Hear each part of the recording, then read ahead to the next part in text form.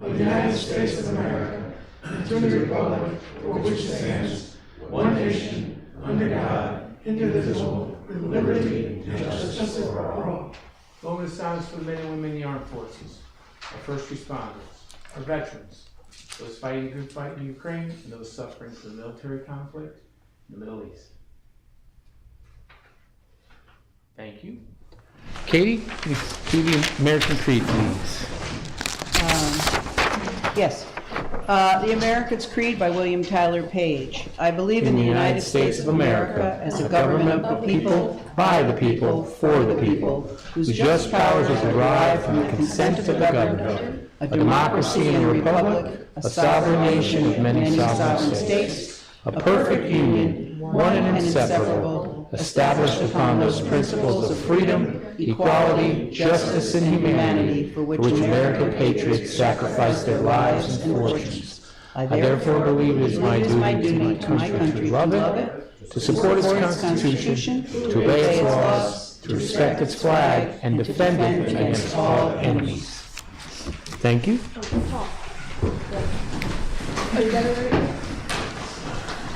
Or if we have anybody for public participation. Yes. Terrence? Yes. Give your name and address. Terrence Dugas, and the address is 206 West Gilbert in Southwood. Let's see, just by way of introduction, I'm the co-director of Gallery 25 here in town, and I just wanted to make a few comments in general about the arts and the town's support of cultural events and that sort of thing. So I will be brief. Obviously, being closely associated with the arts, the support that the town is expressing in cultural centers and cultural districts and all that sort of thing is very important to us, and we really support those kinds of efforts and look forward to in any way that we can help aid in that actually happening. Is something that the gallery members and myself really support. So that's really my main message here tonight. I will say, this is one of those things that, in my mind, is sort of the win-win situation, if you will. Obviously, supporting the arts and culture is a benefit to quality of life and that sort of thing. But there's also a tremendous economic benefit to, really supporting the arts and what that does for a community. I can only say from my own, sort of personal experience, I grew up in the Catskills. There were a number of towns there as I was growing up that, were kind of mill towns, places that you didn't necessarily want to go.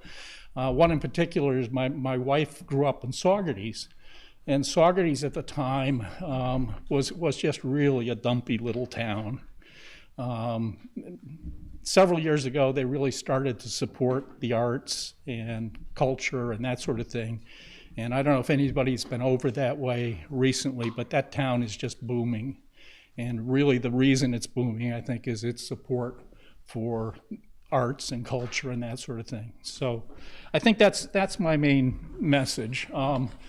With respect to the gallery itself, we've been very fortunate to have the town support us and the Arts Commission.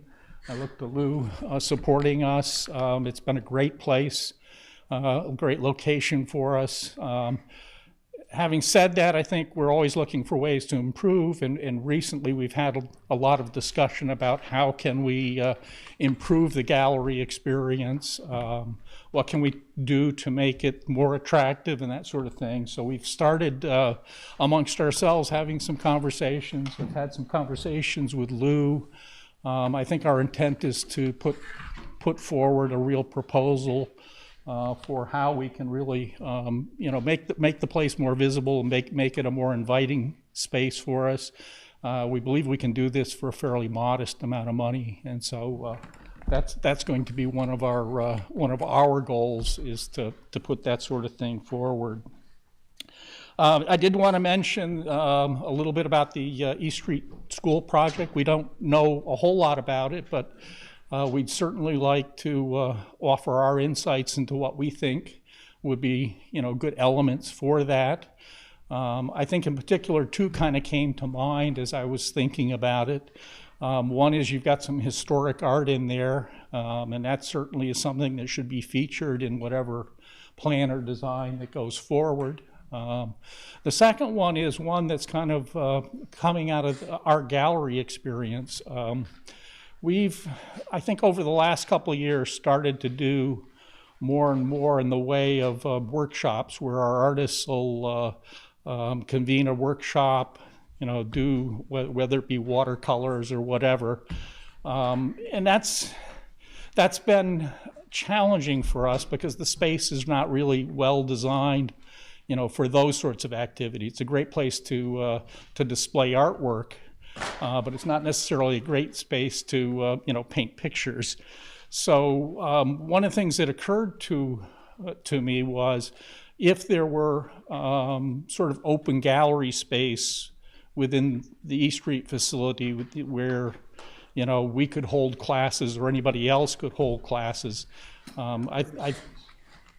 I think that would be sort of a wonderful addition to that. It also, we're seeing a big increase in revenues along those lines. It could also be a good source for revenue for the town there as well. So, thanks. Thank you. Mm-hmm.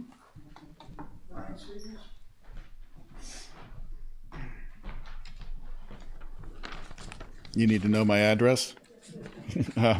I'm Brian Stevens, 286 Walker Brook Road, South, New Milford. I'm the archivist and special collections librarian at Western Connecticut State University and also on the State Historic Records Advisory Board.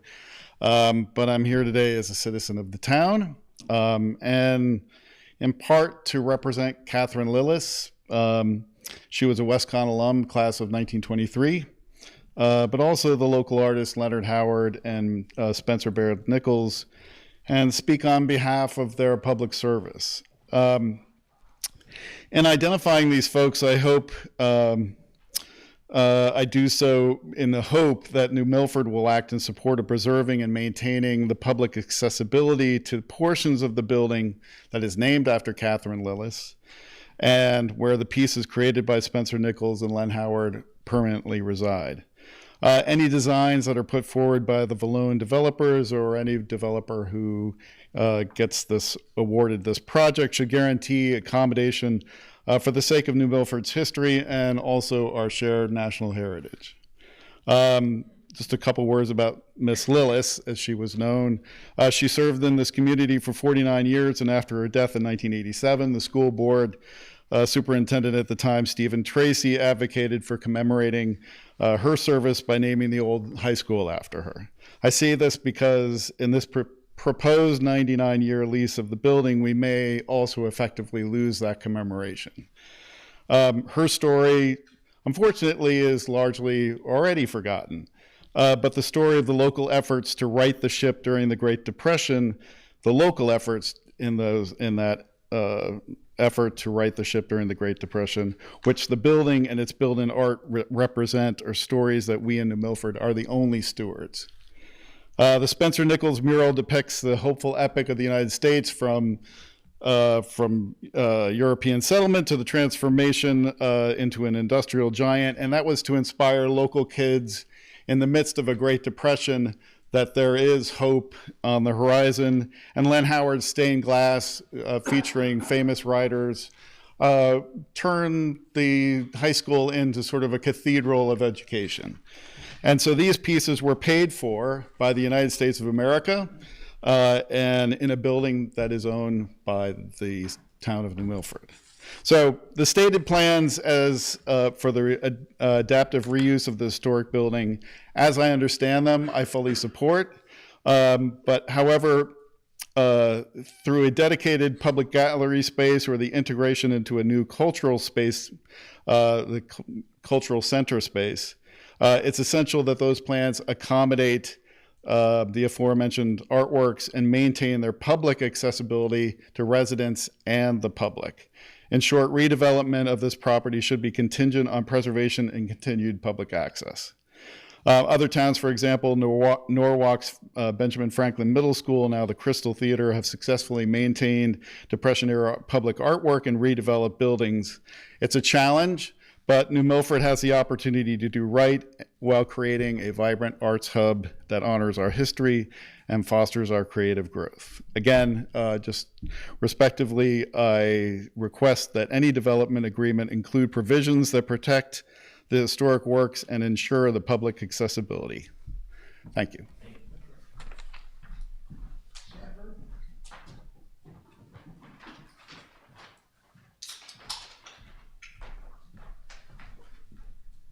Sanford Eifler, 91 Squire Hill Road, New Milford, right here. And the young man who just spoke took most of my thunder. I am not here representing any organization or outfit around town except for myself, and I was going to represent Spencer Nichols and Len Howard, which were both mentioned. These are two not just local artists who happen to do WPA projects, and under the WPA, which was from 1935 to 1943, first there's the Works Progress Administration and then the Work Progress Projects Administration. Under that was the FAP, Federal Arts Project, and this was to foster art throughout the Great Depression under the New Deal. Spencer Nichols did the mural, which is in the East Street School, and it's the only one. It's one out of 33 known murals that he's done throughout the state of Connecticut, and these kind of works need to be saved and seen by the public. So the opportunity to change this now vacant building into an arts cultural center is a tremendous opportunity for the town, the community. I have some experience having been on a planning board on my town in Long Island for many years, and if we had an opportunity like this, we would jump at it. Len Howard, who did the stained glass was very rare amongst the Works Progress Administration artworks. So we were really lucky to have one in town. And this is the only known one that he did for the Federal Arts Project, although he did many, many works across the whole country. We're lucky to have one here. Len Howard also was part of the Camouflage Corps during World War II, where they decorated ships to make them disappear so the enemy couldn't see them. So he has quite a history. Both of these young men have quite a history as artists, renowned artists, and this artwork that's at the East Street School should definitely be saved. And with this new project for the East Street School, it's a great opportunity for the town to have these visible to the public. So thank you for listening.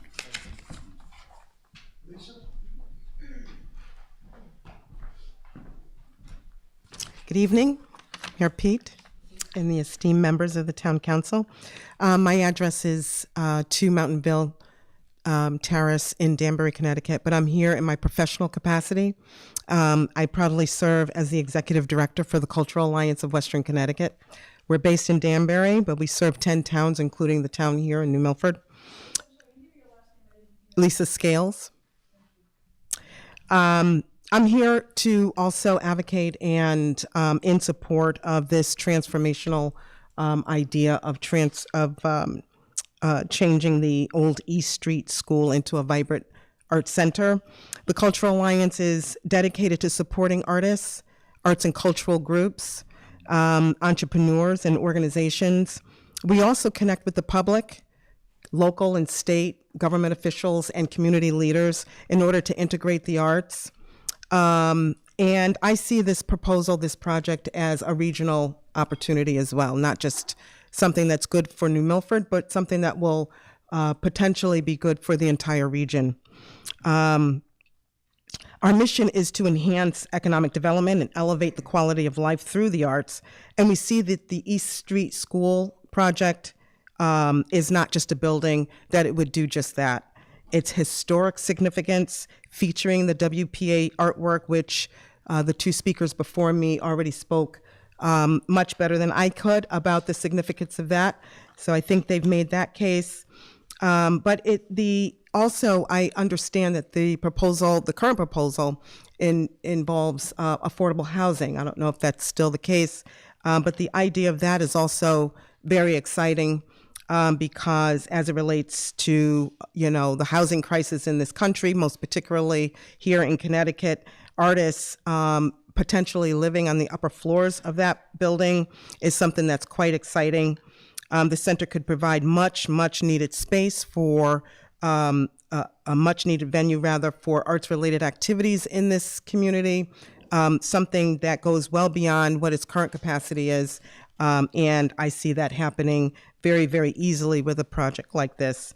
So it would not only, like I said, serve the arts community, but it could potentially serve all of the residents here in New Milford and beyond. There are so many examples that I can point to in other towns that have done similar projects. Farmington Valley Art Center in Avon, the Norwich Arts Center is another, and the Google Works Center of the Arts in Reading, Pennsylvania. All of these are small communities similar to New Milford, and each of these centers have revitalized their communities with projects just like this. They've preserved their cultural heritage, stimulated their local economy, and they have brought in visitors from outside the area. Just by transforming the East Street School into an art center, there is an opportunity to do the very same thing. So I support this idea, and I appreciate the town's willingness to consider this very, very seriously, and we're very excited about it. So.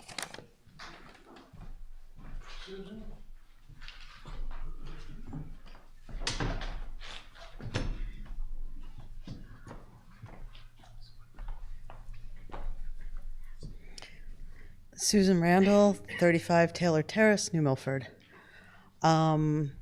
Very quickly, I grew up in a town with a high school and an elementary school that's about the same vintage as the East Street School. We did not have WPA artwork in it. This is something that needs to be preserved and shown to the public and not just hidden away as part of a development. That's all I got to say.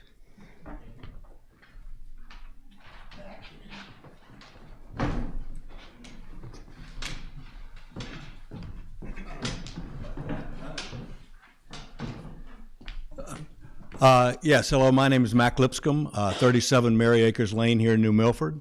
I'm Vice President of the Board of Theater Works, and we, of course, share a parking lot at the moment with the Lillis School, East Street School, and we recognize what we believe will be an extraordinary opportunity to turn that entire area into a New Milford Arts Complex that will be a draw for people from around the state. In fact, as an example, when we did our most recent play, we were drawing folks from as far away as Rhode Island to come see Jesus Christ Superstar.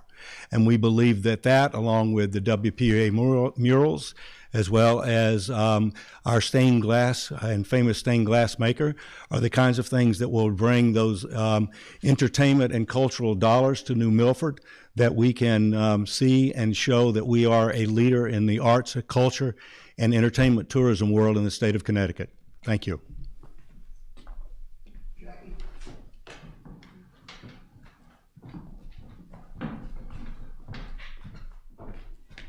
Hi everyone, my name is Jackie Eaton and I live at 6 Redwood Lane. I too support the Arts in the East Street project. It's super exciting, everyone, but that wasn't why I came, but I just want to say yes. I'm really here to ask this council to support and defend public education. I know I'm early, but I'd like to thank the Board of Education for their hard work in creating the budget this year, and I urge the council to support the BOE budget. Public education is under attack at the federal level, and our elected congresswoman from the 5th District was denied access to the Department of Education building last week, actually.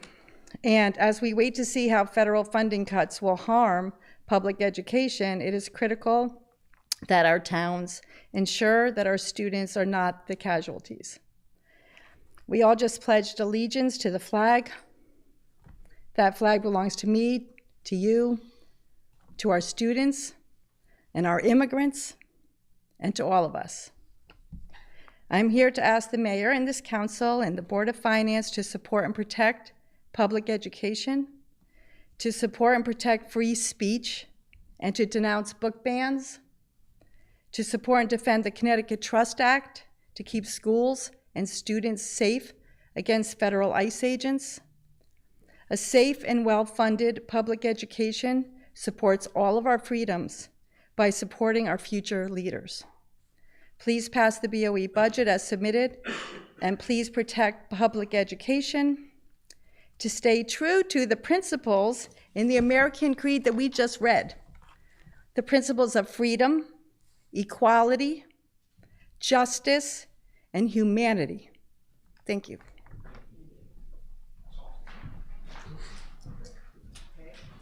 I'd like to suspend the rules and move the item number 12B, short-term rentals, up to become 3B. Do I have a second to that motion? Second. Any discussion? All those in favor? Aye. Opposed? Any abstentions? Thank you. Okay, item 3B. And C as well. I'm sorry. 12C. Oh, the blight? Oh, I'm so sorry. I'd like to suspend the rules again to move item 12D up to become item 3C. 12C. Huh? 12C. 12C. C, sorry. I have my glasses on. To become 3C, the blight ordinance. Okay. Any discussion? All those in favor? Aye. Opposed? Any abstentions? Okay. Randy? Yes, thank you, Your Honor. I appreciate your indulgence. I reviewed the very well-done guidelines that were prepared by the Short-Term Rental Committee. I thought they were very well done. However, I did a memorandum because there's two ways you could go on this as a legislative body. You can make it an ordinance, or you can make it a policy, essentially a guideline, if you will. Guideline is not enforceable. A guideline is an advisory and a recommendation. A ordinance is enforceable. Therefore, you'd have to have the enforcement structure in order to enforce it. You'd have to have an appeal. You'd have to have penalties and things of that nature. It's in my memorandum, which I prepared for the town council. I spoke with Vice Chair, I should say, Francis on this, and I spoke with a couple other town attorneys. None of them like short-term rental ordinances, by the way. Some towns have them, a lot of them have them, as a matter of fact. But they're very difficult to enforce. You have to have police enforcement, really. But in addition to that, you'd need a bureaucratic structure that when you issue a permit, there has to be a follow-up. And there has to be, essentially, if you will, a short-term rental cop. That's your call as a legislative body. I don't do policy. So that's your options. If we did that, we'd have to draft an ordinance along the lines of the guidelines, but they would become standards and regulations rather than guidelines and suggestions. And then you'd have to enforce them seriatim, one at a time. You'd also have to have a person who would be able to monitor this and be able to go to court to enforce, should that become necessary. We do that now in inland wetlands and in zoning enforcement, but those are paid professionals, and that's what they do. So that's your options. Very nice. I thought it was a very nice outline, because I think it really puts the essence of what you want about short-term rentals. What you could do is you could request a voluntary submission of information vis-a-vis, as the mayor is concerned with, vis-a-vis emergency contacts and things of that nature. How to use a gas grill, because maybe some people don't know how, as we talked about. So you can do that. You can request that in your standards, or I should say your guidelines. To make those mandatory, they become standards and regulations, and you'd have to have the ability and the structure to enforce them. So those are your options. I really like the way that was set up, because I've read a number of ordinances, as the committee has, and they're very, very difficult to enforce. And you saw one of the ones that Kate and I talked about was that I don't know how they enforce that. So what I'd like to recommend, Randy, to our council here is that we explore guidelines rather than an ordinance. And you give people an opportunity first. We heard from numerous people here when it concerned short-term rentals. And you give a carrot rather than a stick in this area. So to me, as we talked about before, we will have this on our website, both the economic development one and the town itself. And what we can do is those that opt into this, they can be featured on our website as someone that adheres to the guidelines, which is actually if someone is going in and wanting to see if there's a safe place, if I'm going to go do my due diligence, I can look on the town site. Oh, wow, these guys have, a safety booklet with all the contacts in there. They've got where all the mechanicals, how you work all those. You have hours of operation. Names I think of it's fire department. which would be the and police contact. So to department me, and I all think that. using that carrot rather than a stick in the beginning, I think it gives the opportunity for those that want to do Airbnb and do it in a safe manner for both the community and for our residents that are neighbors. I think it's a good opportunity to at least try that if it's okay with the council. And if you guys agree with that, we can bring it back again at the next meeting with kind of the bullet points. And then if it's agreeable to you, then proceed, because springtime's coming.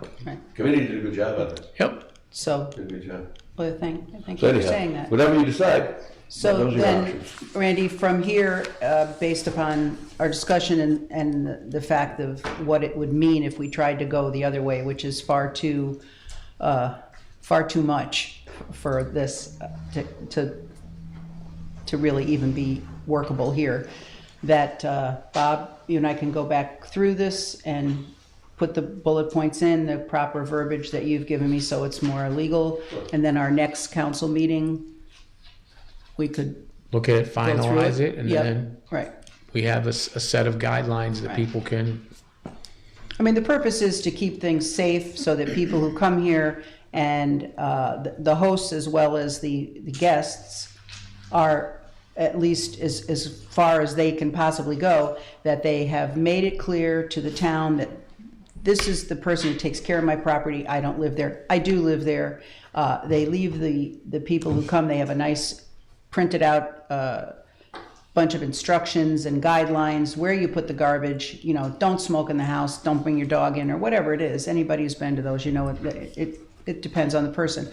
But to have this become a regulation and a permit that needs being taken care of and an appeal process and another committee, I mean, this is the bureaucracy that we just really don't have the time nor inclination for. And that's what happened in one of the towns with the ordinance that we reviewed, remember Yeah, that? it's just nuts.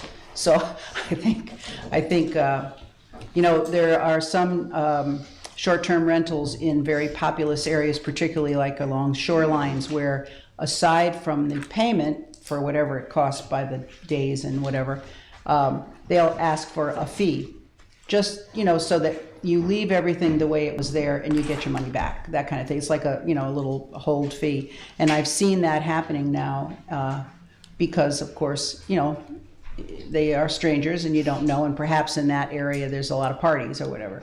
So, I mean, that's another thing we could talk about, but I think that really if a homeowner wants to do that, that's up to them, if they're gonna rent out their house.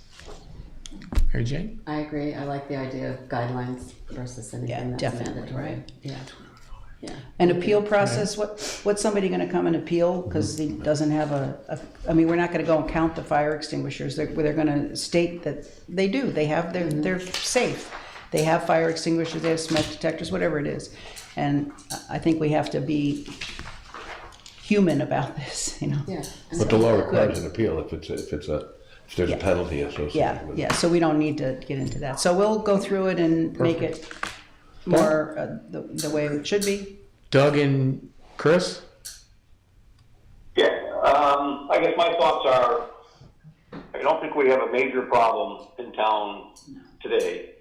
Guidelines are a good next step.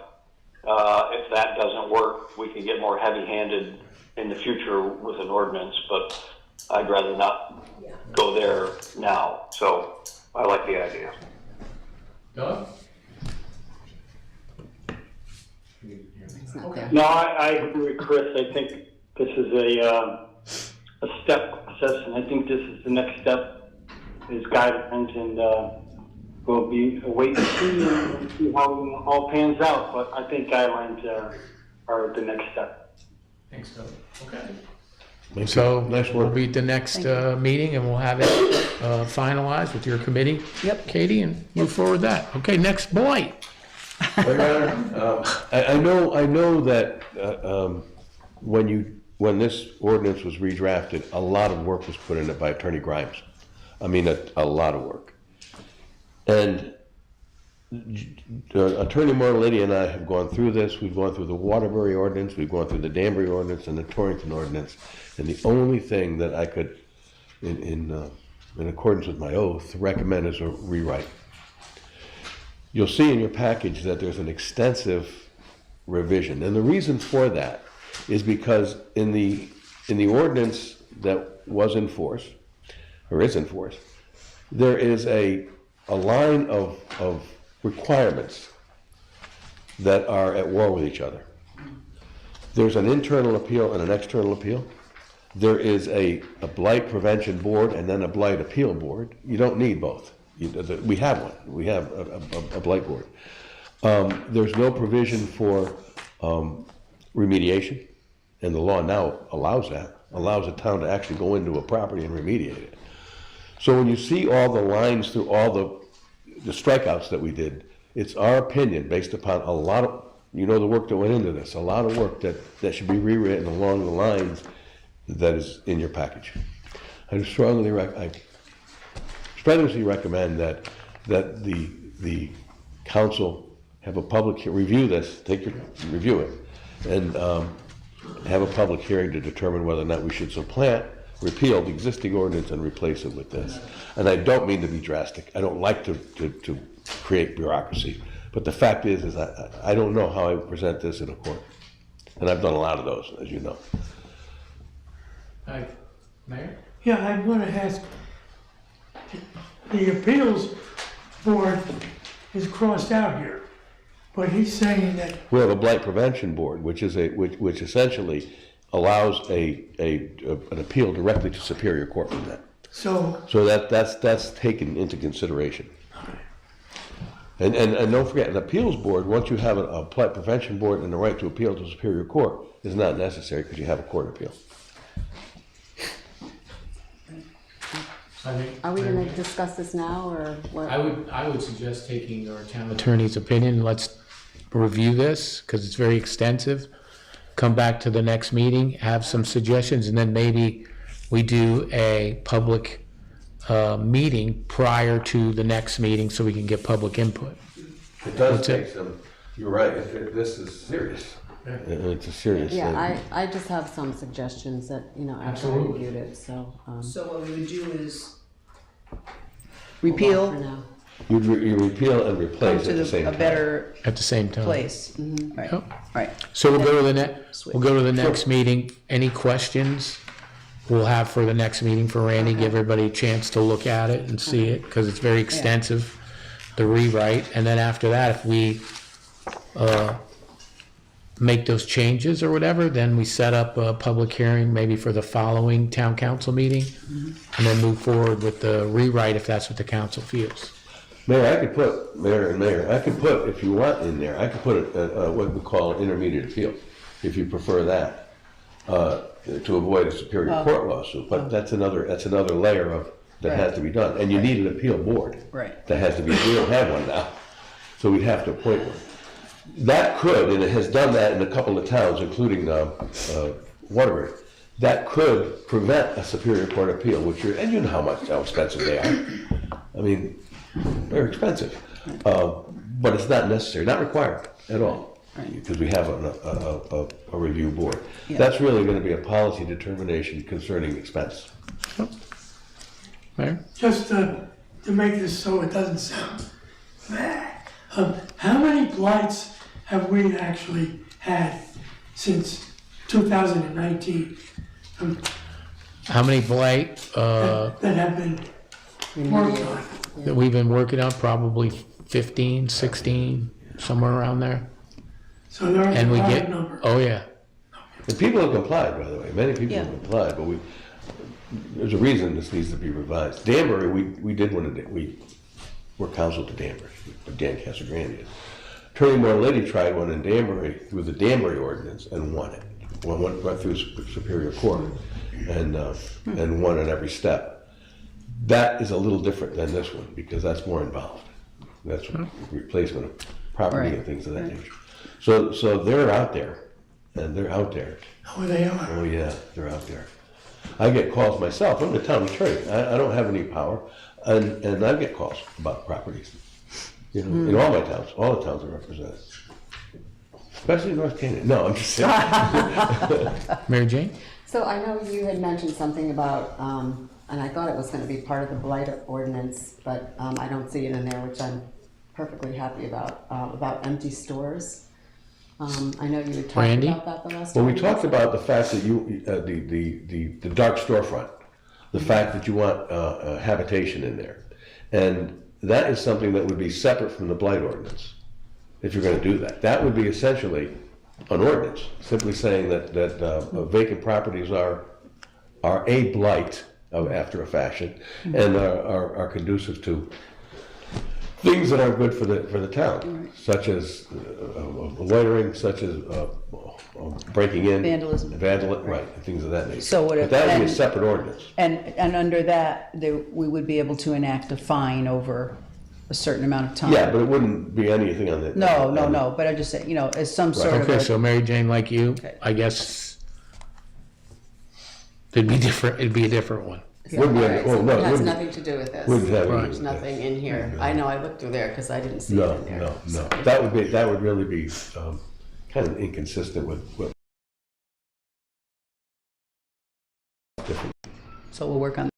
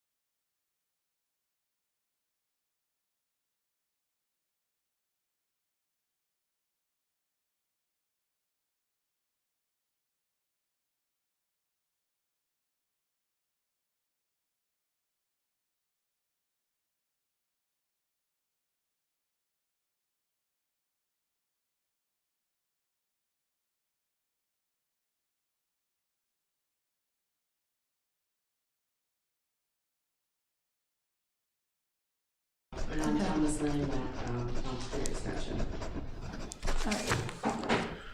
Okay, we have a motion with Mary Jane's adjustments and Bob seconded it. All those in favor? Aye. Opposed? Aye. Doug? Aye. All right, thank you, everybody. Okay, now, item 4A and B, I move to accept. Did we just do that? We have a second, Mr. Gambino? Did we just do that? We just did But that. we didn't have a vote. Yeah. You went to the consent agenda without voting. I mean, you went to the supportive, Okay. yeah. Thank you. Okay. We'll skip over Haviland, and I'd like to move for item 6A, that we approve the following appointments. For Lake Lilinoa Authority, we have Casey Strabino, her term to be February 10th, 2025 through January 31st of 2028. And the Library Board of Trustees, Christopher Fisher, term of February 10th, 2025 to January 13th, 2026. 13th? I think that should be We have 31. a second. Any discussion? Is it 31? Yeah, hang on a minute, Mayor. I think that's a typo. It should be January 31st, not the 13th. Why would we stop in the middle of the month? All right, let me get I'm going to say 31. There you go. You can come back at me if I'm wrong. So there we have it, the two items. All those in favor? Aye. Opposed? Any, thank you. Aye. Thank you. Are there no mayor's comments? Okay. Did you skip over mayor's comments? What's that? No, should be on here, but I'll wait till the end. Yeah, I was going to cut you. No, mayor's comments right here. Yeah, it's up there with Haviland. With I just Haviland. wanted to get these little things out of the Okay. way. All right. I got you. Real quick, as we've had these weather events, we'll talk a little bit more about how that's impacted DPW and operations. But just real quick for us, tomorrow night, Tuesday night, we may see a brief snow shower. Should be maybe a half an inch that we're looking at. But then Wednesday night, we'd be looking at ice. Wednesday night into Thursday morning. So please, those who are watching and those in the audience, please be careful, especially during that time, as sleet and snow is something very, very treatable road-wise, but ice, is very dangerous. So please make sure that you take caution if you have to be out during those times. If you don't have to be out, please stay where you are during those times. We'll also be publishing tomorrow any type of parking, especially in the downtown area where you need to park, especially those that are residing here in the downtown and the other areas. And we do ask those that park along the roadway in the neighborhoods, please, if you can't park in your driveway, park on your lawn. Make sure all four wheels are on the grass and not in the road. It makes for a very more efficient plow and putting down material. It makes it much easier for our staff. Plus, your car won't either get plowed in or material thrown on your vehicle. So please make sure if you can do that, that would be great. A big thank you to our DPW team, Park and Rec team as well, and Connecticut DOT for these numerous storms that we've been having. For those that don't know, they've been working a lot of nights through the night to make sure that our drive wherever we need to go is safe. So a big thank you to all of them. Also, last night, there happened to be a chimney fire that occurred in New Milford. The fire extended into the house, causing extensive damage. The good news is the family is okay. The reason why I bring this up is 3 of our town students are heroes today because they quickly jumped into action and alerted the homeowners of the fire. These 3 students were walking the neighborhood during the Super Bowl. For those that watch the Super Bowl, you know you'd be going walking around because that game was pretty much over at halftime. And notice it looked like a house on fire. They alerted the homeowners and who are not aware that the house was on fire. The students at the same time dialed 911 and reported the fire. These students were instrumental in alerting the family to get out of the house, and had they not taken action, the situation would have been much worse. Outstanding job by Christopher Cedar, Braden Sierra, and Jackson Olmsted. Amazing job to those 3 young men. And they exemplified true spirit, heroism, and love of community. So thank you. Want a big congratulations to the Milford High School varsity hockey team on their win Thursday night. It was 4-0 against Stormac, and what Stormac is the hockey co-op team consisting of Staples, Norwalk High, and Brian McMahon of Norwalk. Great job. Also want to give Coach Peel had asked that we give notice of our wonderful wrestling program that continues year in and year out to produce some phenomenal, great wrestlers. So want to thank you and continue their success throughout the season. Also, for those that saw maybe tonight when you go outside, just the other night when we had our snow, big snow, Creative Castle owners Kevin and Lori Lane put up another beautiful Creative Castle in the snow. And these ones are lit up at night, so they look beautiful, so thank you to them. And also want to thank Sullivan Farm. Now that we have snow there, it's a great place to do cross-country skiing. So if you do cross-country skiing, or if you're watching tonight and you know someone or you cross-country ski, you can visit Sullivan Farm, and the course has been set up by our wonderful farm hands that are up there, and they do a great job.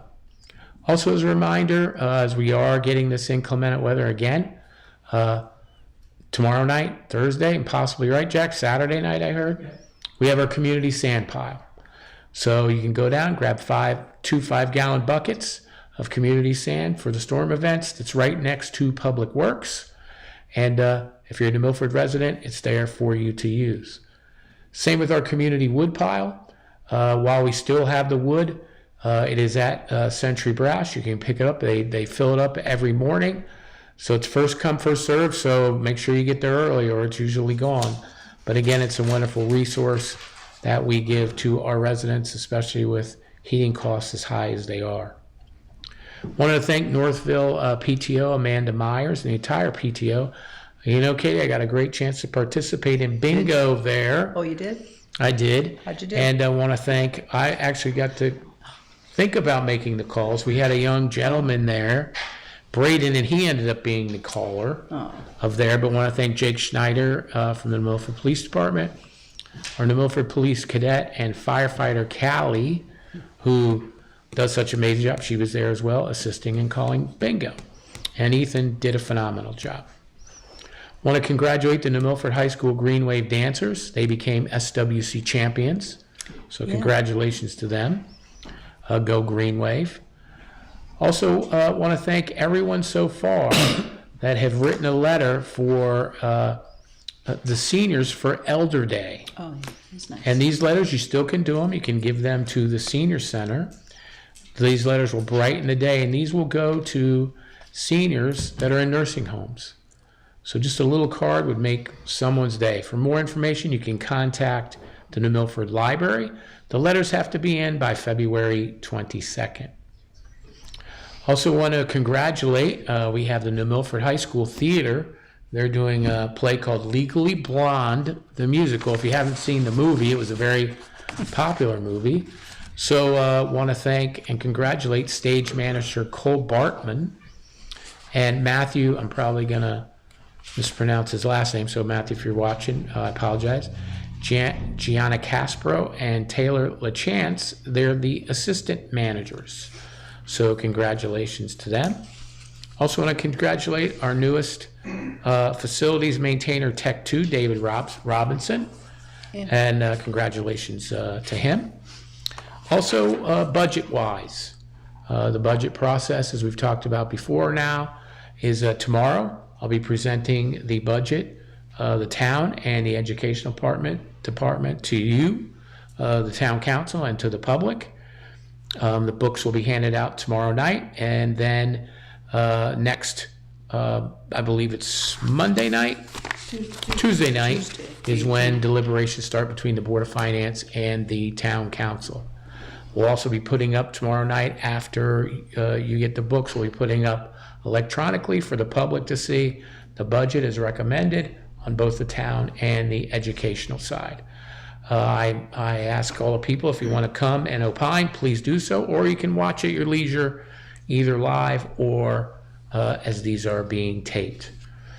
Police statistics so far for last week, and speaking with Chief Ceruto, as we continue to try and tamp down, as everyone within the country, all municipalities, trying to slow traffic, as we had traffic incidences that we all know. So motor vehicle stops in the year 2024, this time last year, we'd had 372 stops.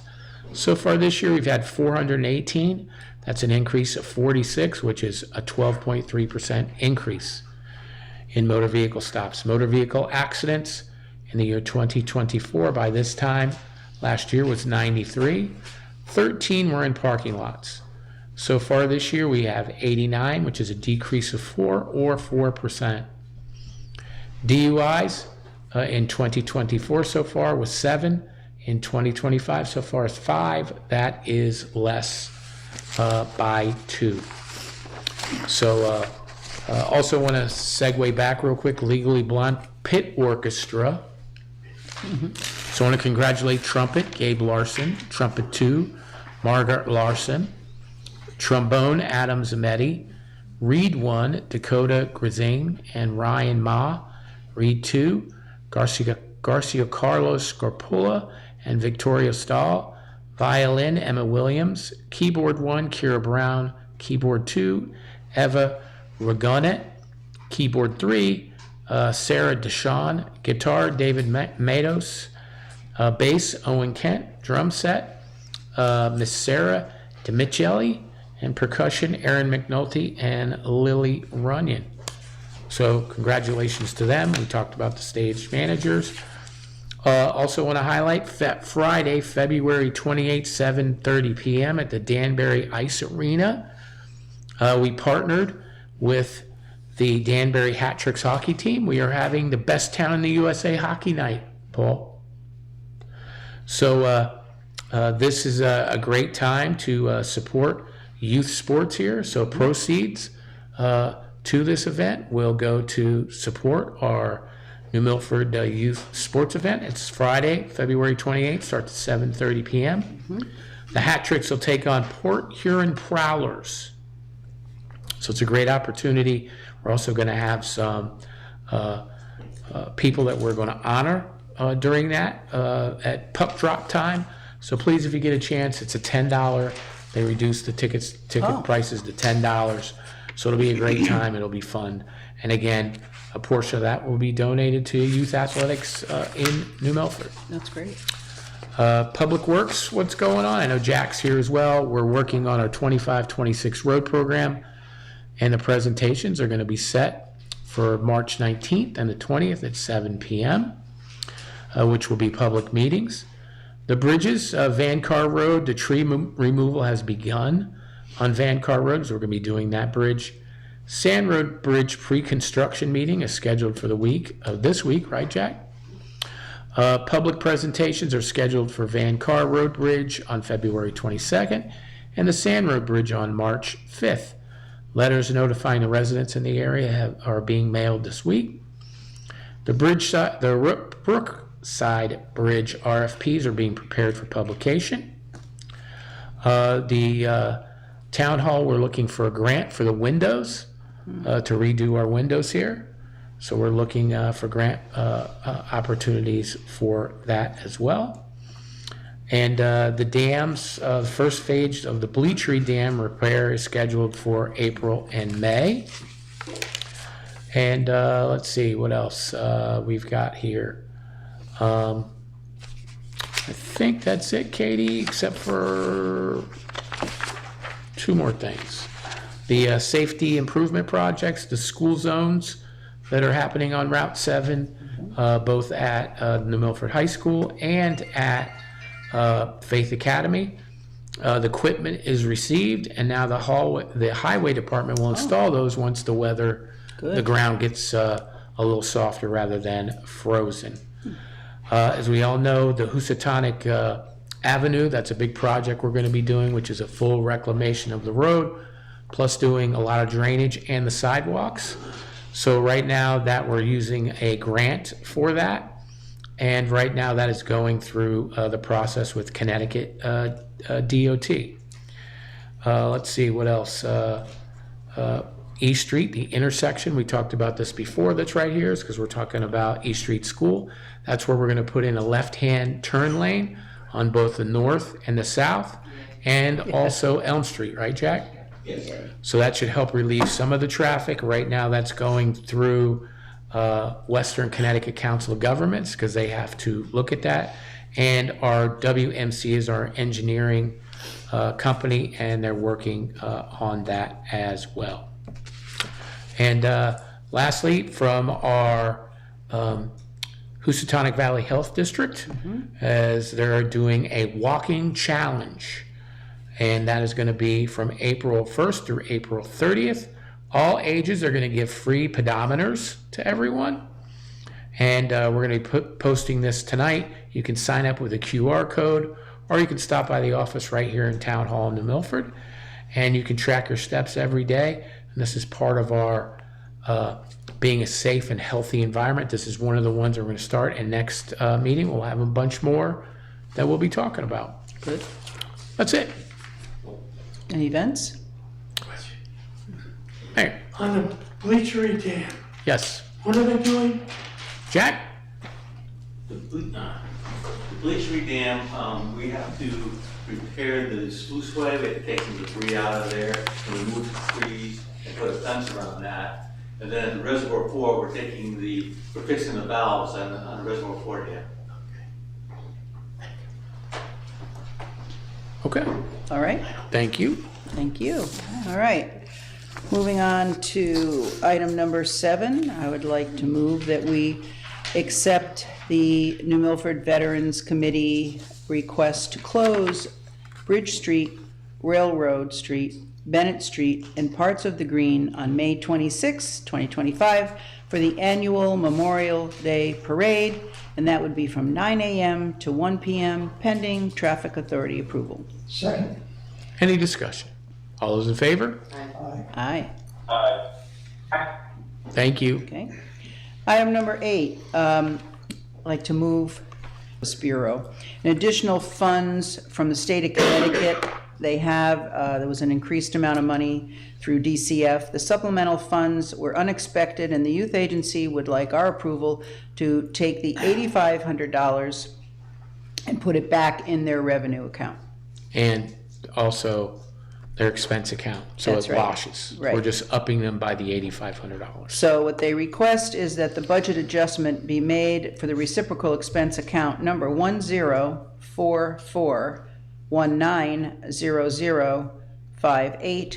1044190058,905.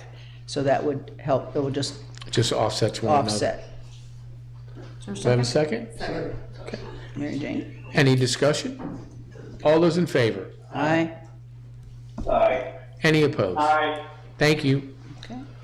Item number 9, I'd like to move that we that we approve this resolution that we have for the Division of Emergency Management and Homeland Security. It's a grant program. Our grant writer got this. It's a reimbursable grant. It can be used for funds spent during emergency operation. Bless you. It's associated staffing and other emergency management activities such as salaries, stipends for emergency manager directors and support staff, organizational costs such as a phone, a fax, they still make those, internet, equipment costs of radios, computers, printers, travel, training, emergency operation costs, or EOC, I'm sorry, was that communication activations, emergency responses, etc. Second. Thank you, Mayor. Want to read the resolution? Now I have to read the resolution, and that would be resolved that the town of New Milford may enter into with and deliver to the State of Connecticut Department of Emergency Services and Public Protection, Division of Emergency Management and Homeland Security, any and all documents which it deems to be necessary or appropriate. It is further resolved that Pete Bass, as mayor of the town of New Milford, is authorized and directed to execute and deliver any and all documents on behalf of the New Milford Town Council, and to do and perform all acts and things which he deems to be necessary or appropriate to carry out for the terms of such documents. And this is a grant we get every year. Every single year. A resolution. Thank you. Thank you. Any discussion? All those in favor? Aye. Aye. Aye. Thank you. Okay, moving on to item number 10, the pension, an update from our pension committee. Mr. Pillow. Is that something you wrote for me to read? Good, 'cause I said, you know, this is, I come alive, so I thought I'd say. Good evening, Mayor, members of the council, staff, and members of the public. It's been my honor to be the chairman of this committee. I've been on this committee for 25 years. It's been a further honor to chair with members Walter O'Connor, Walter Bear, George Barnett, and unfortunately, he's no longer with us, Frank Wargo, who was a great member and personally a great friend. We'll miss him. Mayor, I want to thank you for your attending various our meetings and your financial acumen. It's helped quite a bit. Our finance director, Olga, is the plan administrator. Her predecessor, Greg Ossipo, and the late Ray Jankowski, who's a great man, all did great jobs. Our HR director, Greg Bolero, and his staff. Never in my history of New Milford has the personal office done the great job that they do today. At a recent pension meeting with the plan advisors, Principal Financial, the plan assets have grown upwards of nearly $80 million. Proud to say that. This year's ARC, the annual recommended contribution, went down from the current $4.210 million to $4.094 million, or savings of $110,000 less than there is in the current budget. The proposed budget, the ARC, is less. The council at the budget hearings with the BOE, they should move to a 401A like the town did in July 1 of 2022. So all new hires after July 1, 2022 went to the 401A plan, where the current plan requires you to stay 10 years to be vested. This way, if someone only stays 4 or 5 or 6 or whatever, they at least walk away with that 5% contribution that the town does. The plan's very strong. There are 827 participants in this plan, not including the 401A. The amount of work that has to be done through the HR director's office, and we have pension and the principal financial, and is tremendous. It's very accurate. I go through it forensically with the HR director, and to make sure everything is done properly. There's no skips, and never in all the years that I've been involved have I seen such a great job being done. It's accurate. It's important to be accurate. It's people's lives are affected. At least they work hard. They get a pension. They can retire. Some people took the pension adjustment that the committee I chaired with members of the council and was approved, where they don't receive the pension till age 65, but they got a higher multiplier. So it gave them more pension money, but they had to wait till age 65. We just had someone just recently do that, retire at age 60, but has to wait till age 65. There's a benefit both ways for that, not only the retiree, but also for the plan. So I'm proud to bring this forward to you tonight. Any data you would like, I'd be happy to provide for every one of you. I could have the HR director put together copies, but I could say right now that we're sitting on nearly $80 million in assets, and I'm very proud of that. Thank you. Thank you. For all that work done. I go. These years. I know. I go back a long time, even when you were mayor. And I was we on- don't get it. Everybody else does. I know. Thank you. Thank you very much. Tommy, I'd like to second what Mayor Gambino said. I can't thank you enough for your many years of service to this town. And the stewardship of the pension just shows the stability of the town. I want to thank you and the whole committee for that. The plan goes back to 1964, 61 years old. And back then, we were a fraction of the amount of employees that we have today. Then it was under John Hancock. And when John Hancock decided not to continue to do the plan in 2012, we interviewed, and I chaired the committee all at this time. We interviewed 10 to 12 investment firms that wanted to take it over, and we decided Principal Financial and Angel Pension, they work tangentially together, were the best way to go, and we got great results. How much you say are in plan now? 80 million. No, people. There's a total of 827. That does not include the 401A. There are active participants, 374. Those that are they're salaried currently. Terminated with vested benefits. In other words, they've terminated, but they cannot collect yet. There's 126. And retired and beneficiaries that are collecting are 327. So a total of 827. In 2023, it was 824. So you could see it's starting the curve is going to start going the right way.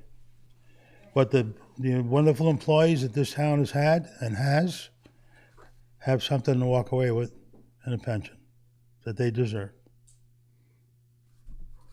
Thank you, Tom. I'm very pleased to say.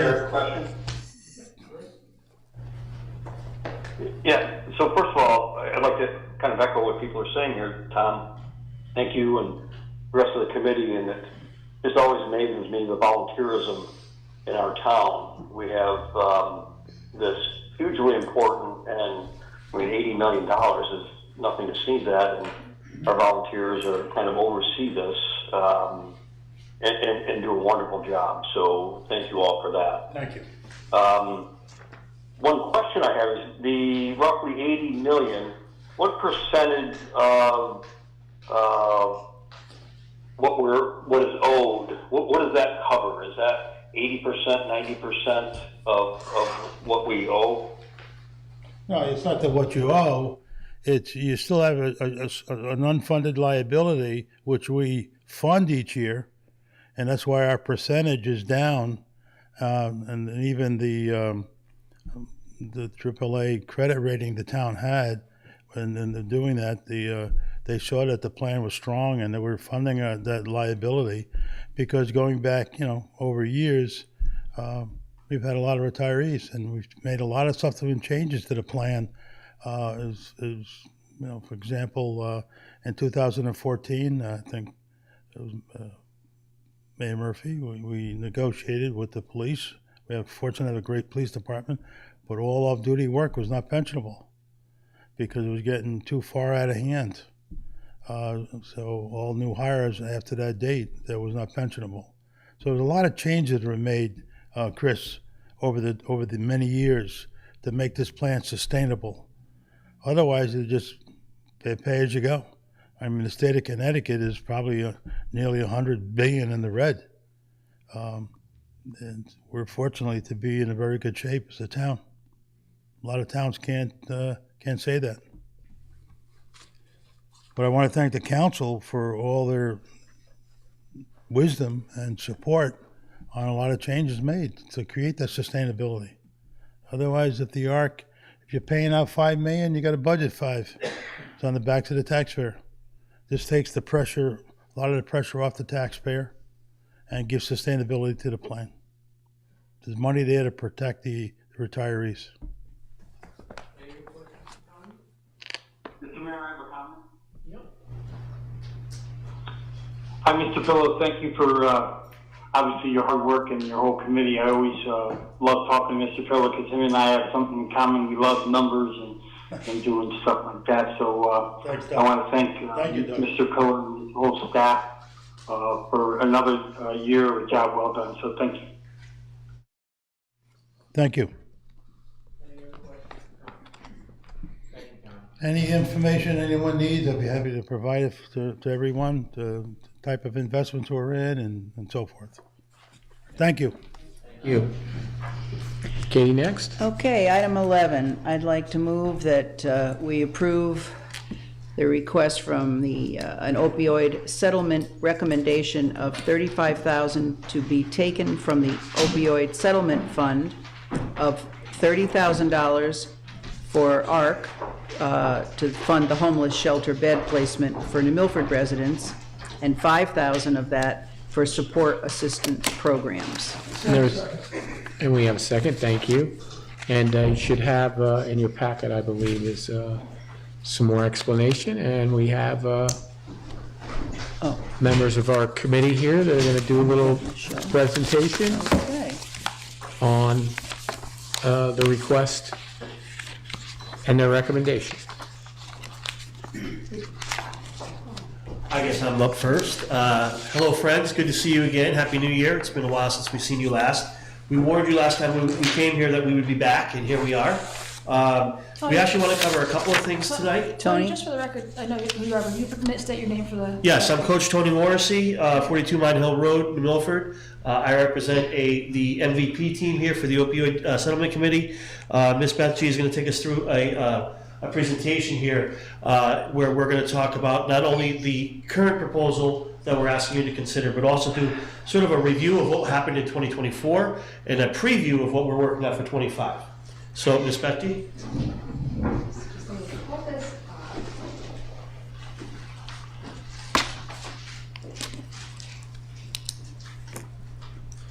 Look at the organization there. That's very impressive.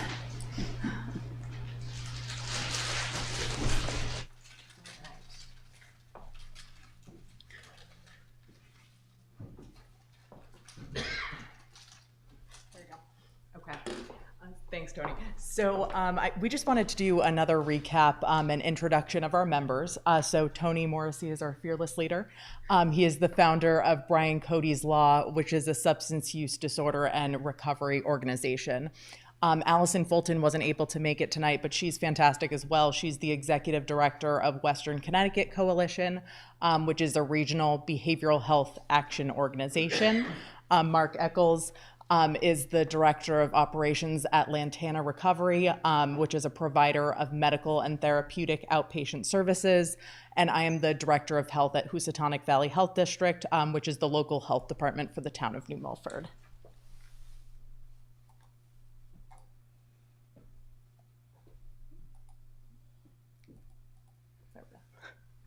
Tony, do you want to cover the proposals? Sure.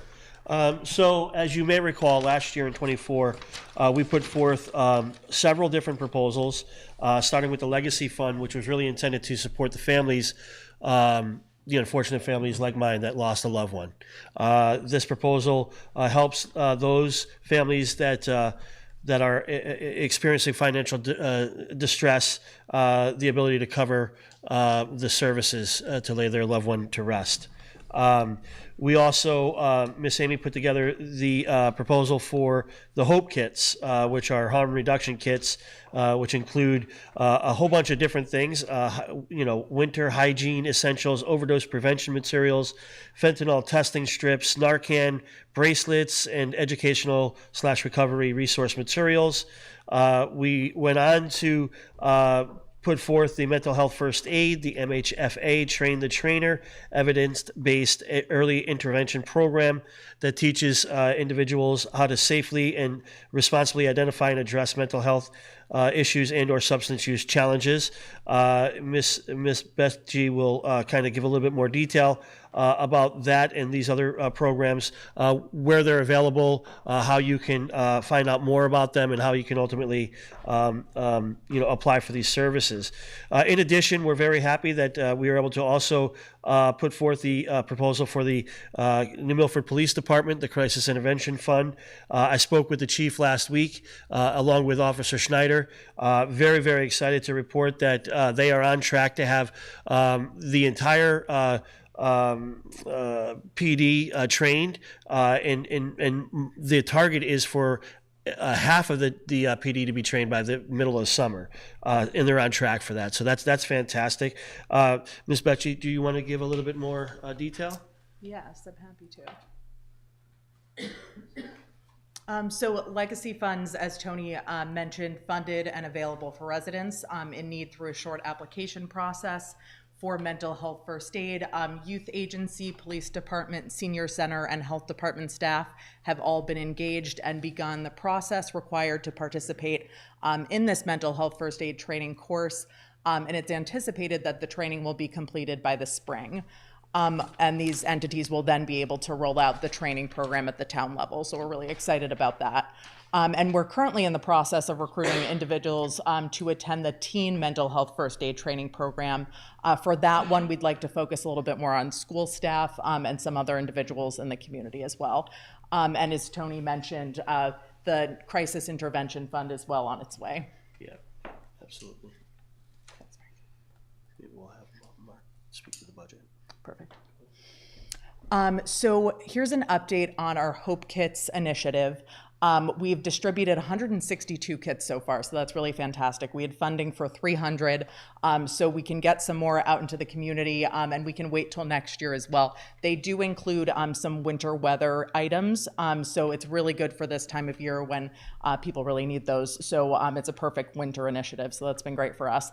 We've distributed at New Milford Social Services, Senior Center, Library, Community Shelter, Loaves and Fishes, Apex Community Care, MCCA, Fortitude Center, Global Engagement Day, Lantana Recovery, the firehouses in town. The mayor's office has some of these kits, the emergency department at New Milford Hospital, and Dream Homes Community Center as well. These are just some of the ways that we've rolled out the initiatives. This is a picture of our staff at one of our local days in the community where we were distributing the Hope Kits. We have some Instagram posts as well that we've been rolling out. New Milford Senior Center posted that as well because you can pick up the Hope Kits there. And we are also hosting a virtual Narcan and QPR training. So we encourage folks to sign up for that. If they're interested, it's a really good opportunity to learn a little bit more about mental health suicide prevention and also things about Narcan and how you can use Narcan if there is a situation of an overdose. So this is just a breakdown of our current expenditures. This includes the proposal that we're submitting tonight as well. So we've spent a total of $127,632 with a remaining balance of a little over $150,000. So that's what we'll have to work with this year. And yeah.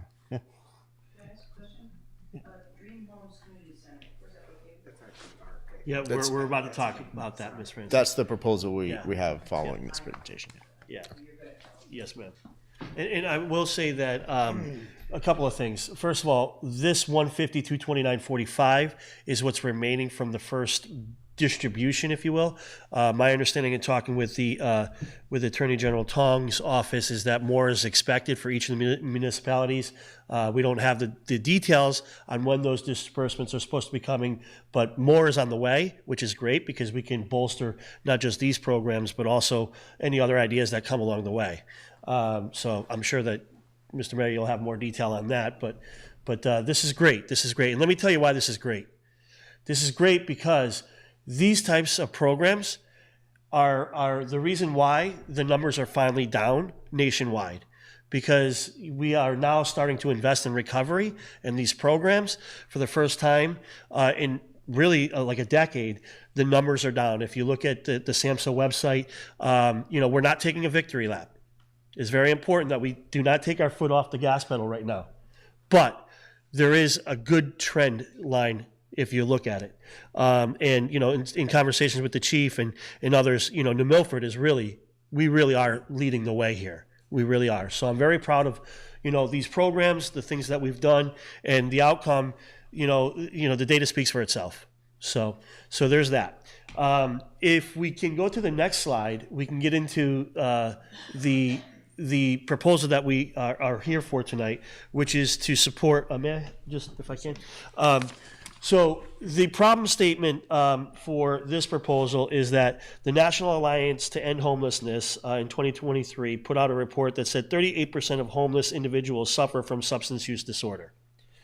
And the U.S. Department of Housing and Urban Development in 2022 highlighted that the closure of seasonal shelters after winter leave many without stable housing. The societal cost of untreated substance use disorder is over $740 billion annually, according to NIDA. Housing programs have been shown to reduce emergency room visits by 60% and criminal justice costs by 45%.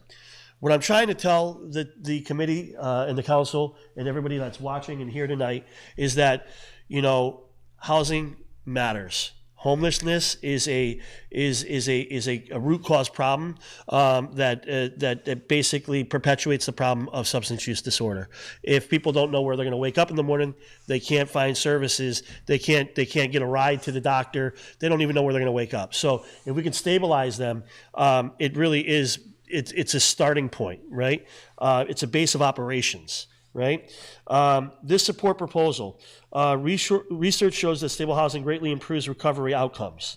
The Journal of Substance Abuse Treatment found that individuals with stable housing were 50% more likely to remain sober after a year. Additionally, a mental health and substance use compared to 44% of unstable conditions. So, just more data to back that claim up, that housing matters. I'm very, very honored to have met Mr. Rosenberg here, and thanks to you, Mr. Mayor, for introducing him to the town a couple months ago. Him and his colleagues were here asking for consideration to support the Association of Religious Communities, the ARC program in Danbury, Connecticut. They offer a comprehensive support programs to individuals struggling with substance use disorder, that are struggling with homelessness, and they have a particular program called the Dreams Home Community Center down in Danbury. I have personally worked with this group. They came and supported our Children's Holiday Festival, and thank you for that. That was wonderful. We have connected many people through our foundation with this group. Chief Ceruto, Officer Schneider have also attested that this group that Mr. Rosenberg, who's running it, is in charge of. They've been very helpful to the residents in New Milford. And some folks might say, why are we looking to give New Milford dollars to a Danbury organization? And the reason is because right now, as we speak, they're helping 3 of our brothers and sisters that are seeking assistance. So that's just with the Dream Homes program. They also have a portfolio of services where they help people get housing and case management services and other things like that. So they are indeed an important ally to our mission and to the residents of New Milford. What we're asking for. We did list some key services that the group provides, but I won't go through all of them. I'll get to the bottom line here, which is basically to augment the consideration given a couple months ago by the town council through ARPA funds, I think it was, where you guys granted them $30,000 to help fund some beds. We would like to support them even further by giving them support for 2 more beds in addition to what the town council gave them a couple months ago. In addition, this team often will help with just miscellaneous things, clothing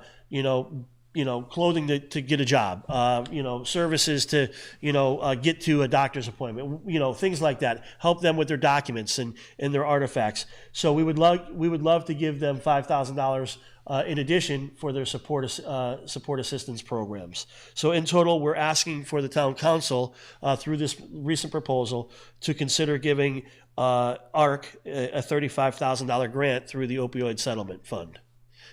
We believe that this is an important ally to support and invest in. We are here to answer any follow-up questions. And maybe after this we can talk just to give you a little preview of what we're looking for 25. We do have Ms. Rosenberg here. If anybody would like to, would you like to come up and say hello? I don't want to belabor the evening, but I just want to thank you for your consideration. I could not have presented it better myself. So. We did good, guys. We did good. Okay.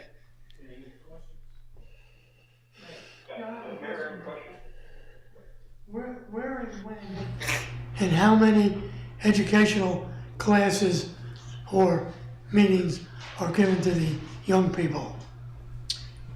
So if I can speak to that in our forecast, our preview for 25, tomorrow morning, just for example, tomorrow morning we're gonna go on a field trip to Schaghticoke Middle School. We're gonna meet with Miss Skorlick, the SRO up there, Officer Schneider, Miss Tyrell. We've met with Dr. Parlato, and we're talking about prevention programs. The remaining balance, that 150 that you saw that was still remaining, we are earmarking a vast majority of those funds for childhood prevention programs and things like that, as well as awareness programs and things like that. So that's still coming. Yes, sir. Yes, sir.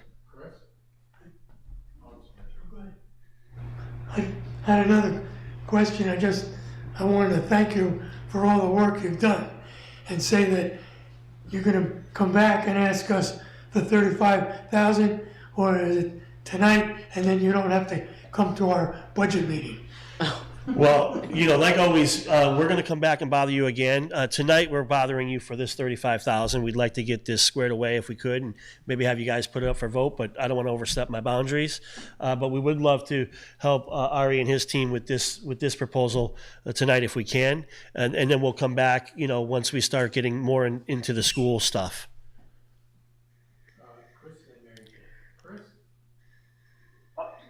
So a couple questions. One on the 30,000. Yes, sir. So that's just for 2 people. Tell me what that cost entails. I could address that. Let me have Mr. Yeah, sure. So the Danbury Sports Center, as we're calling it, has 40 beds. Ari Rosenberg, 6 Taylor Street. The Danbury Support Center, as we're calling it, is formerly called the Dream Homes Community Center. It has 40 beds, and we have a number of New Milford residents who come down and avail themselves of our services. And the cost to run the operation, which includes 24/7, 365 staff at 2 different facilities, 2 full-time case managers, a supervisor, and a monitor manager. The total expense for the entire operation is over $600,000, but it breaks down to about $15,000 per bed. And we're grateful to the New Milford Town Council for the support of sponsoring 2 beds so far. And I'm very pleased to report, due to confidentiality, I can't mention any names, but there is a former New Milford resident who was homeless for a very long time, who was with us for the better part of a year, and we just housed him last week. And I just spoke with him. He called me from his Super Bowl party, and I was just really happy to celebrate that. But we have New Milford clients that come to us all the time, and we provide the beds for them and the shelter. They never have to leave. They can stay there, but it's free country. They can leave when they want to, go to jobs or visit with family. And we're just really proud of the number of people that we've been able to get out of shelter and into affordable housing units throughout the area. Not necessarily providing them housing in New Milford. This particular person ended up settling in Brookfield, but they come from New Milford, and we make sure that they're in a safe place. We make sure that they get the support that they need. Some do have addiction issues, and we make sure that they get all the services that they need so that they can get their lives back in order again. So the bed is available to the individual for how long? They can stay with us as long as they are working closely with their case manager and working on a housing plan. They can stay with us as long as they need to. We have had a few clients not from New Milford that have been with us for 2 years now, and as long as they continue to work with us towards a plan for housing, then they could stay with us as long as necessary. The goal ideally would be to have someone housed within 6 months, but some clients are more complicated than others. So if I could just, supplement that. Again, I'll draw your attention to the key services included on Ms. Betsy's slide. important to note is that this is not just a bed, even though we refer to it as 15,000 for a bed, right? This is actually the key to unlocking the case management, stuff that's super critical. It helps somebody who otherwise wakes up with nowhere to go, nowhere to turn. This brings a team of professionals, gets them connected with rapid rehousing options and opportunities, gets them connected with substance use counseling, case management, from the local providers. They're like a liaison that these people need. They're like a community navigator, specifically customized to this individual's needs. And oh, by the way, it also helps keep them warm, safe, dry, right? And it's an ongoing 365. It's not a seasonal homeless shelter. I just can't speak enough good things about the program that they have down there. So hopefully that helps. My other question is basically to the 127K expended to date, and I guess even going forward. Are you able to track the individuals you've helped, and can you report on, how successful this money has been spent? Or, in other words, how many people have been able to break the cycle of addiction, et cetera? We want to be cautious about trying to say that this money paid for 50 people to get better, right? Because that's a slippery slope, because they might be better today and not better next week, and then better again the week after that, and then not better. This is not an acute, immediate problem that, you have a silver bullet for, so to speak, right? And I know that that's kind of tough to hear, but what I think our measure really should be more about what is the value of the frameworks that have been put in place. In other words, it's a comparison of what did we have 5 years ago, what were our numbers, what do we have now, what are our numbers, right? With this $127,000, we can measure things like, 40 places across the town here now have services in Narcan kits, things like that. All of the town resources have first aid training. We didn't have this before, right? And I think that it's those systemic things that when you inject them, yep. Yes, sir? But I don't know that you can tie those services necessarily to the numbers. Miss Betsy, you might be able to answer this question better than me, but I want to just be cautious that, we're not, it's very, look, the truth is that when it comes to recovery, it's an up and down game. It's a long-term problem. And so I just worry about a false set of numbers. But Miss Betsy, what do you say to this? And I think, Chris, for some of these initiatives, I think it will be easier to track that direct impact than others. But what we can definitely do is over time, track how many people the Legacy Fund has helped, how many individuals have, gotten into beds at Ari's facility. So I think there are numbers that we can draw from these initiatives, and as much as we can get those direct, hard pieces of data for you, we can absolutely do that. Yeah, and it's important for a couple of reasons. Not only to make sure that this money is well spent, but as we go off in the future, and this money may go away, and somebody may come back and say, well, we need to fund this some other way, I think you're going to need to show the effectiveness of each one of them. And I don't think if you can't, then, when the money goes away, it goes away. Yeah, I think one of the best things we can do is we can kind of say, okay, how much did we spend for the Community Navigator 4 years ago? What is our statistics now? Right. I mean, if we want to use that as a case study, right, as one of the metrics, that was outside the bounds of this opioid committee, but that's an example of maybe one of the things that you're speaking to. Well, no, I guess what I would say is for the Community Navigator program, we got to show how did they help. How did, not just what we spent, we have to show how that money spent helped. Well, that's what I'm saying is that if you look at the numbers, right, the overdose numbers specifically, right, that's one metric, right? But I am cautious about doing that. But your point is very, very solid. We're going to take this back, the team and I, and we'll talk about maybe putting together some really solid metrics that we can use, not just today and 6 months from now, but 5 years from now, to see what the longevity of this looks like. So it's a good call out. Yeah, that'd be awesome. Yes, Yeah, sir. that'd be awesome. Yes, sir. Mary Jane? I can't thank you guys enough for this amazing program. And Tony, from years ago when we first talked, and there was really nothing here, you have, brought this whole program to New Milford, and I am so grateful to you, and I know the community is too, and to all of you for all the work you do, and to Ari for ARC. I can't say enough about the housing piece.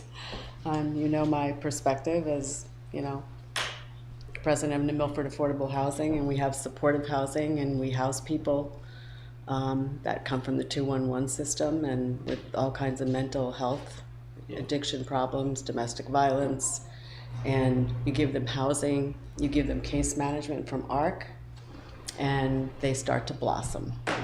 They get GEDs, they get jobs, they get stabilized, and eventually they move out of the housing to more other affordable housing that's that works for them. And it's really amazing to see the progress people make from being housed. Yeah. Can't say enough about it. Yeah. No. Well, thank you. I mean, the collaboration across all the groups, right, is really what's inspired me, personally in the last 5-6 years. If this has become a beacon of light for families like mine. So it's a kudos to all of us. The team, the town council, Ari and his group, and so forth. But so I don't want to carry on too much longer. Just I'll let you do your vote, but I do want to just kind of reiterate. 25, we've got a lot of exciting initiatives that we're lining up. The focus right now for the first quarter or two is going to be on prevention. Talking to the schools, figuring out what are the most impactful things that we can do there, and hopefully the next time you see us, we'll be talking about prevention programs specifically for the children.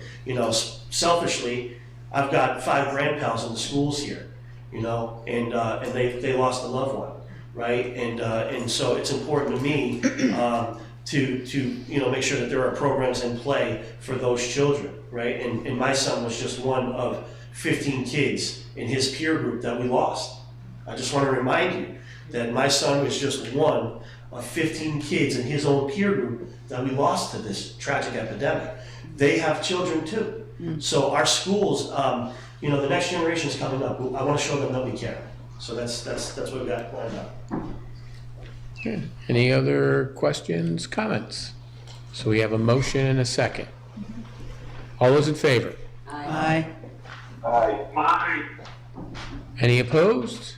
Any abstentions? Thank you. Thank you, everybody. Thank you very much. Appreciate it. Thank you.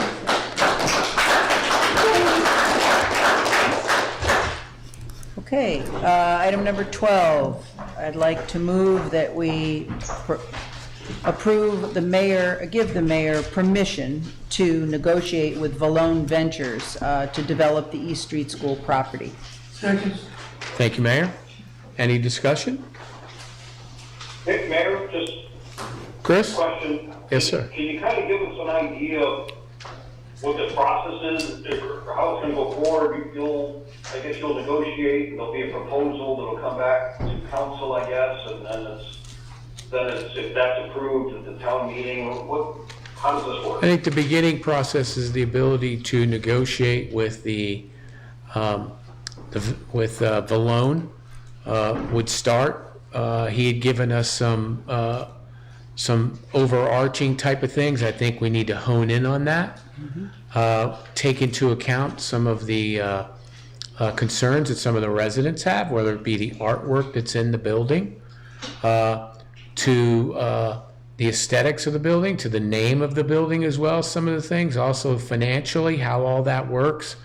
I think while we're going through this process as well, Chris, is we should hold have a Valone come back, and this during a public meeting, allow the public to come and hear what we heard here on town council, and those that are recording can hear more, get more input in that, and continue to hone in. And then once we come up with something that we can bring back to the council, have the council take a look at it, opine on it, and then as this is a town building with a lease that's longer than 5 years, this has to be approved by the public itself. So I think it's just a starting point, and we continue to massage it as we move forward. But at the very end, obviously, the council has to be amenable to it, and then obviously the public at large would have to be amenable to it because of the lease and the term. Great, thank you. Mayor, I think in the process, obviously, you need, as you said, we already have heard about some things that are of concern.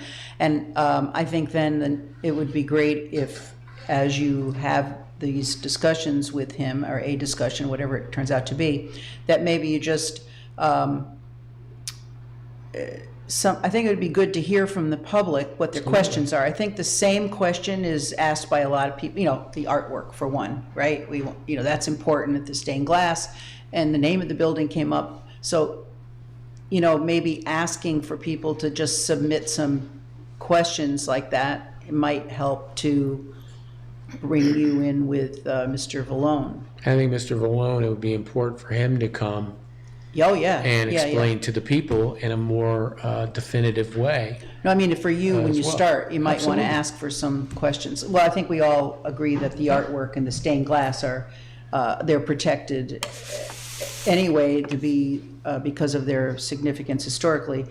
But as was pointed out again, that we want to make sure that the public can see them as well.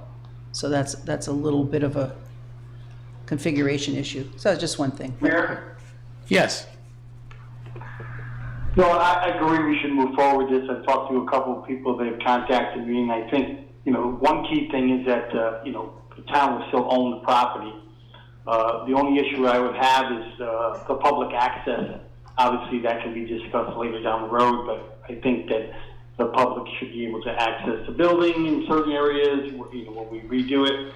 The building's a gem. Unfortunately, it's been in despair for the last few years, and anything we can do to keep the beauty and the historic value of that building and have it for a town use and the arts. And I know one gentleman who spoke in public participation, was in favor of having the public in. So I'm in favor of moving forward with this. It's been an eyesore, it's been a financial burden, and I think if we can get this off our plate and move forward with it, it'll be a good step forward. Thank you, Doug. Mary Jane. So I know we discussed when Mr. Vallone was here about the building not being heated. So what, are we doing anything temporarily? Currently, we are not doing anything right now to the building. Because I know he was very concerned about building. He was saying if this goes on for a long period of time. Okay. So that's why I think it's important that we discuss this opportunity with the public and with us here as we move forward. Yeah, because the boiler is, That boiler was broken as when I brought that to our attention. right, so And there's no chance that we could even, we'd have to put another boiler. you have to or put a something. brand new boiler in there, absolutely. And we've had no other proposals, right, from anybody else for this building? No. Not recently. Mayor? Oh, okay. We have a motion? We have a motion and a second. Any other discussion? All those in favor? Aye. Opposed? Thank you. Thank you. Any Okay. opposition? Any abstentions? Thank you, everyone. Okay. Okay. We can't wait to hear the updates. Item 12D, I'd like to move that we approve moving $75,000 out of contingency, which is account 109-800-00-58900, and deposit the funds into the overtime Teamsters account 104-43-0100-51333, which is for snow plowing and sanding based upon the additional storms that are predicted. Second. Okay, and Jack's here if we have any questions for Jack. Do we have any questions for Jack?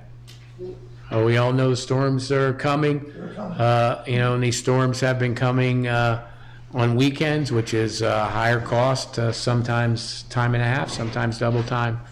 So this helps replenish the funding. Any discussion? All those in favor? Aye. Opposed? Any abstentions? Sundance, Jack, Sundance. Mayor? I have a question for Jack. Jack? Mr. Hill, from up on the hill, has gotten a communication 3 times about ice problems. How are you working on that one? Squire Hill. His comments about the way the roads are being constructed, and we're taking each one of those, and we're like anybody else, we're putting them into cartograph, and then we go out and we evaluate those. In one case, it was the brand new Mariel Bridge. The bridge was constructed exactly as it was designed. The first plow driver put it up against the abutment, and melted when it crossed. We've instructed not to do that. We're monitoring it. Some of this is due to super elevation of the roads, and when you get that, sometimes the water will go across it. I will tell you, I've gotten those, so I've gone out and I've driven I don't know how many roads in the last 2 weeks all over the state. There are many bridges that are super elevated, and the water, when you plow, you put the snow to the side, it does come across the bridge sometimes. And so there's 2 ways of doing it. You can completely try to get the moisture off, but then you lose the super elevation. On a curve, you want to be able to make sure that people follow it around. The other one is you manage it, and so we have all these laws. We have cartograph, and we monitor this, and we talk every week to the mayor. We talk about if there's a complaint about a certain area. If we get multiple complaints, we go out and we make sure that we monitor that. The drivers monitor it to make sure that the snow is getting off the road. There was one where the water's coming in the driveway. There's 2 catch spaces at the bottom of the driveway. The edge of the road had to be pushed back a little bit to take care of them, but that driveway has 2 catch basins at the bottom. So I can tell you, I've been out and looked at most of these myself. There will be, I'm not going to tell you anything different, there will be times when water comes across. If you go out today, you've had 4, 5, 6 inches of snow, the plows pushed it back, the temperature went up to 30 to 40 today, you get melting, sometimes the water's going to cross the road. I hope that answers your question. Okay. Thank you, Jack. Thank you, Jack. All right, we voted, we're ready? Yep. Item number 13, I'd like to move that these are both items that I'm A and B for the police department. They'd like us to approve acceptance of a $1,000 donation from First Light. You want to do these separately or not? Second from Mayor. Any discussion on the motion? All those in favor? Aye. Opposed? Thank you. Item 13B, I'd also like to move that the police department accept a donation from Shop with a Cop event, which brought in $316 in cash and $225 in gift cards. Second. Thank you. Any discussion on the motion? All those in favor? Aye. Opposed? Aye. Thank you. Any abstentions? Okay. Mr. Mayor, Yes. Mary Jane. Oh, Mary Jane did it awesome.